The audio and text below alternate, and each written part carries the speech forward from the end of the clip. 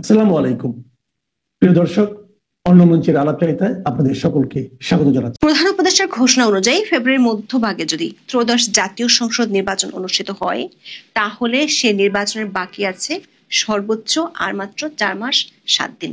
একেবারে কাটায় কাটায় সর্বোচ্চ 4 মাস 7 দিন। তত্ত্বাবধায়ক সরকারের আমলে অনুষ্ঠিত অতীতের 4টি অবাধ, নিরপেক্ষ, সুষ্ঠু এবং অন্তর্ভুক্তিমূলক নির্বাচনের দিকে তাকালে দেখা যাবে নির্বাচনের 4 মাস আগে গণমাধ্যমের খবরে ভরপুর থাকার কথা নির্বাচন সংক্রান্ত সংবাদে। কে কোথায় প্রার্থী হতে পারেন, কার সাথে কার প্রতিদ্বন্দ্বিতা হবে, হেভিওয়েট প্রার্থীরা কি করছে, কোন এলাকায় কি ইস্যু ফ্যাক্টর হবে, নির্বাচন কমিশনের প্রস্তুতি কেমন, কি কি গাফিলতি আছে, নির্বাচন নিয়ে এমন নানান ধরনের খবরই থাকার কথা পত্রিকার পাতা কিংবা টেলিভিশনের পর্দা জুড়ে। কিন্তু এবারে নির্বাচনের আগে এখনো পর্যন্ত নির্বাচন সংক্রান্ত খবর পেতে হলে আপনাকে গুগলে গিয়ে সার্চ করতে হবে, কিংবা পত্রিকা খুঁটিয়ে খুঁটিয়ে পড়লে আপনি হয়তো দু একটা খবর পেলেও পেতে পারেন। নির্বাচনী খবরের জায়গাটা যেন দখল করে নিয়েছে কার্যক্রম নিষিদ্ধ থাকা আওয়ামী লীগ ও দলটির সভানেত্রী শেখ হাসিনার খবর। প্রশ্ন হলো, একটি অবাধ, সুষ্ঠু, নিরপেক্ষ ও অন্তর্ভুক্তিমূলক নির্বাচনের আগে যেখানে নির্বাচনী খবরের জোয়ার বয়ে যাওয়ার কথা, সেই জায়গায় কার্যক্রম নিষিদ্ধ থাকা দলটি নিয়ে গণমাধ্যমে এত খবর প্রকাশিত হচ্ছে কেন? কিছুদিন আগে ছিল দলটির মিছিলের খবর, সম্প্রতি সেটি পরিণত হয়েছে দলটি নির্বাচন করতে পারবে কি পারবে না তার খবরে। সাথে আছে দলটির সাথে সংশ্লিষ্ট এমন কে কোথায় বৈঠক করছে এসব খবর। সরকার ও সরকার সংশ্লিষ্টদের পক্ষ থেকে আওয়ামী লীগ নিয়ে চলছে ব্যাপক নাড়াচাড়া। একদিকে যেমন সব দলের অংশগ্রহণে নির্বাচনের রব উঠছে, অন্যদিকে দলটিকে লক্ষ্য করে সরকারের পক্ষ থেকে নানা ধরনের আইনি পদক্ষেপ নেওয়া হচ্ছে। ফলে প্রশ্ন উঠেছে, নির্বাচনের আমেজ যাতে তৈরি না হয় সেজন্যই কি আওয়ামী লীগের ইস্যুটা বেশি লাইমলাইটে আনা হচ্ছে? বিস্তারিত জানতে চলুন যাওয়া যাক বিশ্লেষণে। কোন দলের খবর কতটা ট্রেন্ডিং তা জানার জন্য আমরা গুগল ট্রেন্ডস এর সাহায্য নিয়েছি। আমরা দুটো ক্যাটাগরিতে তথ্য জানার চেষ্টা করেছি। একটি হলো রাজনৈতিক দল, আরেকটি হলো রাজনৈতিক দলের শীর্ষ নেতা, মানে কোন দল এবং ওই দলগুলোর শীর্ষ নেতাদের খবর কতটা অনলাইনে প্রকাশিত হচ্ছে। এ তথ্য থেকে আমরা বোঝার চেষ্টা করেছি কোন দল এবং কোন নেতার খবর কতটা প্রকাশিত হচ্ছে। গত 24 ঘন্টা থেকে 30 দিন পর্যন্ত গুগল ট্রেন্ডস থেকে যে ডেটা পাওয়া যাচ্ছে তাতে দেখা যাচ্ছে আওয়ামী লীগ, বিএনপি, জামাত, এনসিপি ও জাতীয় পার্টি, এই 5টি দলের মধ্যে সরকারি নির্বাহী আদেশে কার্যক্রম নিষিদ্ধ থাকা আওয়ামী লীগের খবরই সবচেয়ে বেশি প্রকাশিত হয়েছে। গত 7 দিনের এবং গত 30 দিনের দুটো ক্যাটাগরিতে আওয়ামী লীগের খবর বেশি প্রকাশিত হতে দেখা গেছে। আবার দলের শীর্ষ নেতাদের মধ্যে শেখ হাসিনার খবরই সবচেয়ে বেশি প্রকাশিত হয়েছে। এমনকি এই ক্যাটাগরিতে আমরা প্রধান উপদেষ্টা অধ্যাপক ইউনূসের নামও যুক্ত করে দেখার চেষ্টা করেছি। তারপর দেখা যাচ্ছে অধ্যাপক ইউনূসের চেয়েও শেখ হাসিনার সংক্রান্ত তথ্য অনলাইনে বেশি প্রকাশিত হয়েছে। দর্শক, শুরুতেই বলছি, প্রধান উপদেষ্টার ঘোষণা অনুযায়ী ত্রয়োদশ জাতীয় সংসদ নির্বাচনের আর মাত্র সর্বোচ্চ 4 মাস 7 দিন বাকি আছে। এমন পরিস্থিতিতে আমাদের একটি হাইপোথিসিস ছিল, স্বাভাবিকভাবেই নির্বাচন সংক্রান্ত খবরই বেশি আসার কথা, কিংবা নির্বাচনে যারা প্রতিদ্বন্দ্বিতা করতে যাচ্ছে এমন দল ও প্রার্থীদেরই তথ্য অনলাইনে বেশি প্রকাশিত হওয়ার কথা। গুগল ট্রেন্ডসের তথ্য আমাদের সেই ধারণাকে ভুল প্রমাণ করেছে। প্রশ্ন হলো, আওয়ামী লীগ এবং শেখ হাসিনা এত বেশি ট্রেন্ডিং কেন? বিশেষ করে জাতিসংঘের বিদায়ী আবাসিক দূত গোয়েন লুইসের আগামী নির্বাচনে সব দল অংশ নেবে এমন মন্তব্যের পর আওয়ামী লীগকে নিয়ে অনলাইনের ট্রেন্ডিংটা আরো বেড়েছে। যেমন 7ই অক্টোবর, মানে আজকের কথাই ধরুন, আজকে আওয়ামী লীগ ও শেখ হাসিনা সংক্রান্ত বড় বড় শিরোনামের খবর আছে কমপক্ষে 3টি। দৈনিক কালবেলার একটা বোমা ফাটানো খবর ছিল সাবির হোসেন চৌধুরীর বাসায় 3 রাষ্ট্রদূতের বৈঠক। দর্শক, সাবির হোসেন চৌধুরী আওয়ামী লীগ সরকারের সাবেক পরিবেশ, বন ও জলবায়ু পরিবর্তন বিষয়ক মন্ত্রী ছিলেন। তিনি অন্তর্বর্তী সরকারের আমলে গ্রেপ্তারও হয়েছিলেন, কিন্তু 2 দিনের মধ্যে তিনি 6টা মামলায় জামিন পান। কালবেলা বলছে, সাবির হোসেন চৌধুরীর সঙ্গে নর্ডিক 3টি দেশের রাষ্ট্রদূত বৈঠক করেছেন। এই রাষ্ট্রদূতরা হলেন ঢাকায় নরওয়ের রাষ্ট্রদূত হ্যাকন আরাল্ড গুল ব্রান্সেন, সুইডেনের রাষ্ট্রদূত নিকোলাস লিনাস রাগনার উইক্স এবং ডেনমার্কের রাষ্ট্রদূত ক্রিশ্চিয়ান বিক্স মোলার। ঢাকার গুলশান 2-এ সাবির হোসেন চৌধুরীর নিজ বাসভবনে 6 অক্টোবর দুপুর 2টা 55 মিনিটে শুরু হয়ে বিকাল 5টা পর্যন্ত প্রায় 2 ঘন্টা ধরে অত্যন্ত গোপনীয়তায় চলে বৈঠক। বৈঠকে কি নিয়ে আলোচনা হয়েছে সে সম্পর্কে কালবেলার খবর যদি সত্যি হয় তাহলে সেটি একেবারে বোমা ফাটানোর খবর। খবরে দাবি করা হয়েছে বৈঠকে কার্যক্রম নিষিদ্ধ হওয়া দল আওয়ামী লীগের আসন্ন জাতীয় সংসদ নির্বাচনে অংশগ্রহণের কোনো পরিকল্পনা রয়েছে কি না সে বিষয়ে কূটনীতিকরা জানতে চান সাবির হোসেন চৌধুরীর কাছে। এছাড়া কিভাবে দলটির কার্যক্রম ফের শুরু করা যায় তা নিয়েও আলোচনা হয় দুপক্ষে। বড় দল হিসেবে আওয়ামী লীগের স্বচ্ছ ভাবমূর্তির সদস্যদের যদি বর্তমান সরকার ও অন্যান্য রাজনৈতিক দল নির্বাচনে অংশগ্রহণের সুযোগ দেয় তাহলে বিদেশি কূটনীতিকদের তাতে তেমন কোনো আপত্তি নেই বলে নর্ডিক রাষ্ট্রগুলোর কূটনীতিকরা জানান। বরং তাতে নির্বাচনের মাঠে লেভেল প্লেইং ফিল্ড পুরোপুরি বজায় থাকবে বলেই মনে করেন তারা। যদিও বৈঠকে কি নিয়ে আলোচনা হয়েছে তা কোনো পক্ষই আনুষ্ঠানিকভাবে খোলাসা করেনি। খবরের আরেকটি গুরুত্বপূর্ণ তথ্য হলো রাষ্ট্রদূতরা একেবারে কড়া গোপনীয়তা রক্ষা করে বৈঠকটি করেছেন। যেমন এই 3 রাষ্ট্রদূত ফ্ল্যাগ ছাড়া অর্থাৎ কোনো কূটনৈতিক চিহ্ন ছাড়াই একই গাড়িতে চড়ে সাবির হোসেনের বাসভবনে যান বলে খবরটিতে দাবি করা হয়েছে। আবার নজর এড়াতে তারা বৈঠক শেষে বাসভবনটি থেকে বেরিয়ে বিকল্প রাস্তা ব্যবহার করে চলে যান। কালবেলা খবরটিতে আরো একটি তথ্য দিয়েছে, সেটি হলো গত 11 মে সন্ধ্যায় সাবির হোসেন চৌধুরীর সঙ্গে বৈঠক করেছিলেন ঢাকায় যুক্তরাষ্ট্রের ভারপ্রাপ্ত রাষ্ট্রদূত ট্রেসিয়ান জ্যাকবসন। আর আওয়ামী লীগের কার্যক্রম নিষিদ্ধের প্রক্রিয়া শুরু হয়েছিল 10 মে। কালবেলার ওই খবরটি নিয়ে দিনভর রাজনৈতিক ও কূটনৈতিক অঙ্গনে বেশ কৌতূহলী আলোচনা হয়েছে। কূটনৈতিক সূত্রগুলো বলছে গত কিছুদিন ধরে পর্দার আড়ালের এমন বেশ কিছু বৈঠক হয়েছে। দর্শক, যদি এই খবরগুলোকে সত্যি ধরে নেই বা মনে করি যা রটে তা কিছু ঘটে, তাহলে পর্দার আড়ালে বা তলে তলে অন্তর্ভুক্তিমূলক নির্বাচনের জন্য একটা চেষ্টা হচ্ছে এমনটা বলাই যায়। অন্তত পক্ষে বিদেশি শক্তিগুলো অংশগ্রহণমূলক বা ইনক্লুসিভ নির্বাচন চায় এটি বলা যায়। এটির পক্ষে যুক্তিও আছে, কারণ একদিন আগে জাতিসংঘের আবাসিক সমন্বয়কারী একই ইঙ্গিত দিয়েছেন। এমনকি নির্বাচন কমিশনের সাথে 6 অক্টোবর সাংবাদিকদের যে মত বিনিময় সভা হয়েছে সেখানেও আওয়ামী লীগকে নির্বাচনে আনার বিষয়টি নিয়ে আলোচনা হয়েছে।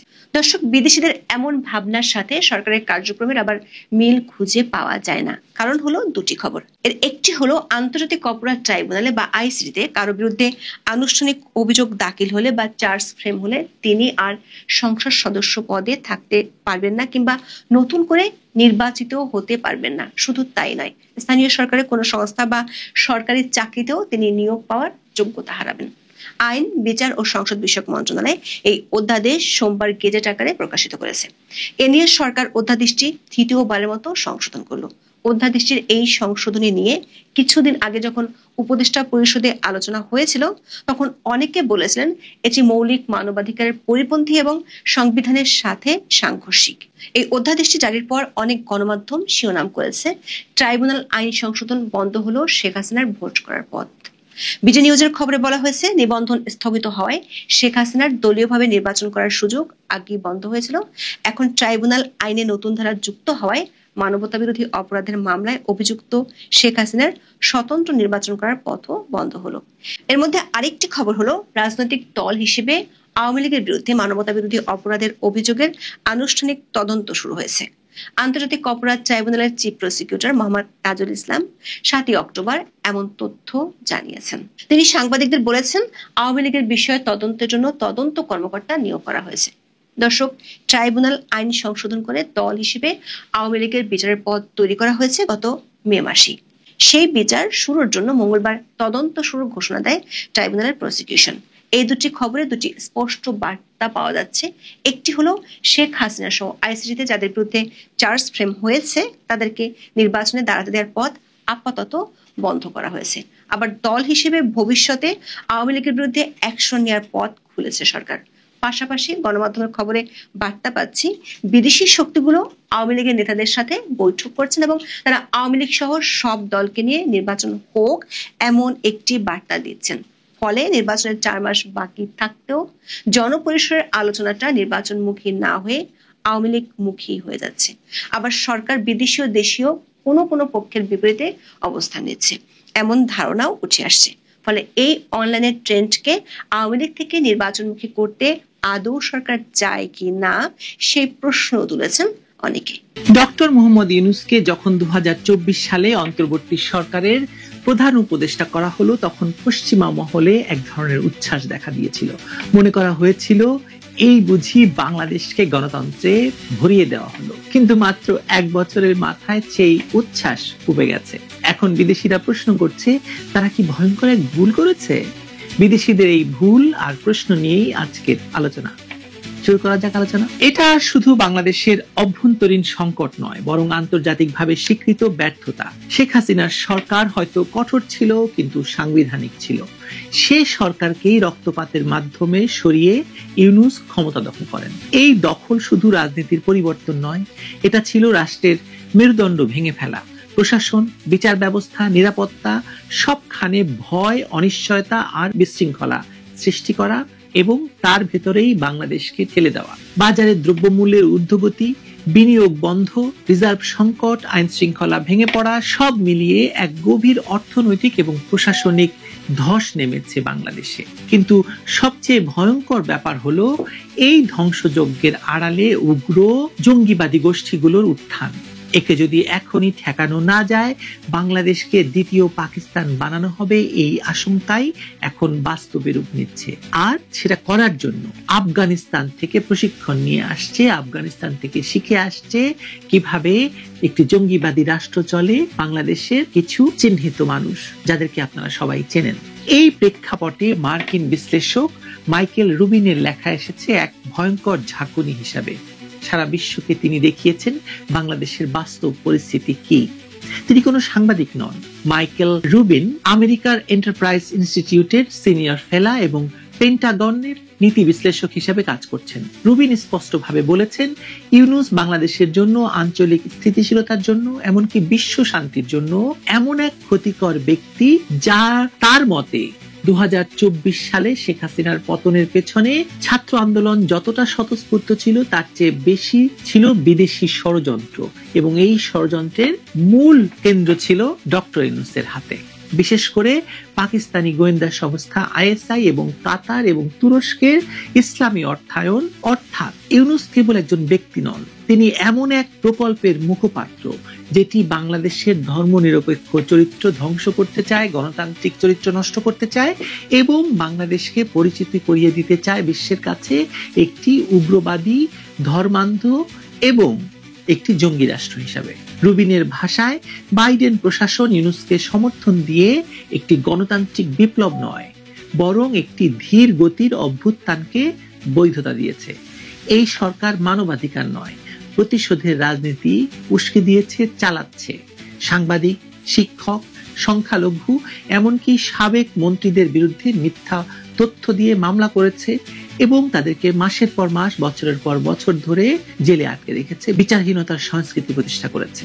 তিনি বলেন, ইউনূসের সরকার ইসলামপন্থীদের জেল থেকে মুক্তি দিয়েছে শুধু রাজনৈতিক সুবিধা নেওয়ার জন্য। এই প্রেক্ষাপটে রুবিন সরাসরি মার্কিন প্রশাসনের উদ্দেশ্যে আহ্বান জানিয়েছেন, বাংলাদেশে জামায়াতে ইসলামীকে সন্ত্রাসী সংগঠন হিসেবে ঘোষণা করতে হবে এবং শেখ হাসিনার নেতৃত্বকে পুনরায় বৈধ রাজনৈতিক নেতৃত্ব হিসাবে স্বীকৃতি দিতে হবে। রুবিনের যুক্তি শুধু নীতিগত নয়, বাস্তব ভিত্তিকও। তিনি তুলনা করেছেন 1979 সালের ইরানের বিপ্লবের সঙ্গে, যেখানে যুক্তরাষ্ট্র একসময় ভাবত আয়াতুল্লাহ খামেনি গণতন্ত্র আনবেন, অথচ তিনি ধর্মতন্ত্র কায়েম করেছিলেন। আর ইউনূসকে ঘিরে একই ভ্রান্তি তৈরি হচ্ছে।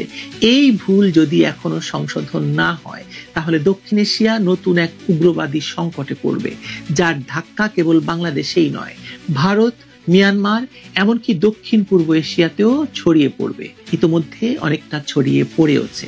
এখন যুক্তরাজ্য এবং ইউরোপীয় ইউনিয়নও বুঝতে শুরু করেছে, রিফর্ম নামের মোড়কে আসলে চলছে এক ভয়াবহ প্রতারণা। লন্ডন, ব্রাসেলস, প্যারিস সব জায়গায় বাংলাদেশের সংখ্যালঘু নির্যাতন, মত প্রকাশের দমন এবং ইসলামী জঙ্গিবাদের পুনরুত্থান নিয়ে উদ্বেগ বাড়ছে। সংসদ সদস্যরা প্রকাশ্যে প্রশ্ন তুলছেন, নোবেল জয়ী হিসাবে যাকে আমরা বিশ্বাস করেছিলাম, তিনি কিভাবে এমন দমন নীতির প্রতীক হয়ে উঠলেন? ভিসা সীমাবদ্ধতা, উন্নয়ন সহায়তা স্থগিত করা, কূটনৈতিক যোগাযোগ নিরাপত্তা তৈরি হওয়া, এসব সবই সংকেত দিচ্ছে যে বিদেশিরা মুখে না বললেও ইউনূসের উপর থেকে হাত সরিয়ে নিচ্ছে। আর এই মুহূর্তে ইউনূসের একমাত্র প্রকাশ্য সমর্থক পাকিস্তান, যে দেশটি সব সময় দক্ষিণ এশিয়ায় উগ্রবাদী জঙ্গিবাদী রাজনীতির পৃষ্ঠপোষক। ইতিহাসের পরিহাস হলো যে বাংলাদেশ 1971-এ পাকিস্তানের ধর্মভিত্তিক শাসনের বিরুদ্ধে স্বাধীন হয়েছিল, আজ সেই পাকিস্তানি ইউনূসের শেষ অবলম্বন। রুবিনের বিশ্লেষণ তাই কেবল এক আমেরিকান গবেষকের মতামত নয়, বরং আন্তর্জাতিক পরিসরে একটি স্পষ্ট নীতিগত বার্তা। তিনি বলেছেন, যে দেশ শেখ মুজিবের আদর্শে ধর্মনিরপেক্ষ গণতন্ত্রের জন্য লড়েছিল, সেটিকে আজ ইউনূসের হাতে সন্ত্রাস এবং অসহিষ্ণুতার কারখানায় পরিণত করা হচ্ছে। তার ভাষায়, যদি যুক্তরাষ্ট্র এবং পশ্চিমারা এখনো ইউনূসের পাশে দাঁড়ায়, তবে তারা আসলে নিজেরাই দক্ষিণ এশিয়ায় অস্থিতিশীলতার বীজ বপন করবে। এটাই এখন বাস্তবতা। দেশে অরাজকতা, বিদেশে বিচ্ছিন্নতা, অর্থনীতিতে পতন, সব দিক থেকে ইউনূস সরকারের বৈধতা শেষ হয়ে গেছে। এমন অবস্থায় বিদেশিরা আর মুখে প্রশংসা করছে না, বরং ভেতরে ভেতরে পরবর্তী বিকল্প খুঁজছে। তারা গিয়ে হাজির হচ্ছে সাবের হোসেনের দরজায়, আওয়ামী লীগের সঙ্গে কি করে তারা একটা প্যাচ আপ করতে পারে, আওয়ামী লীগকে কি করে ফিরিয়ে এনে আবার একটি গণতান্ত্রিক পথে বাংলাদেশকে ভেড়াতে পারে। এবং সেই বিকল্প পথ যে শেখ হাসিনার নেতৃত্বেই হতে পারে, সেটা রুবিনের মতো বিশ্লেষকরা এখন প্রকাশ্যে বলছেন। অতএব এখন আর প্রশ্ন থাকছে না ব্যাপারটি, বিদেশিরা ইউনূসকে পিঠ দেখাচ্ছে। অতএব এখন আর প্রশ্ন নয় যে বিদেশিরা কি ইউনূসকে পিঠ দেখাচ্ছে, উত্তরটা পরিষ্কার, তারা ইতিমধ্যে ঘুরে দাঁড়িয়েছে।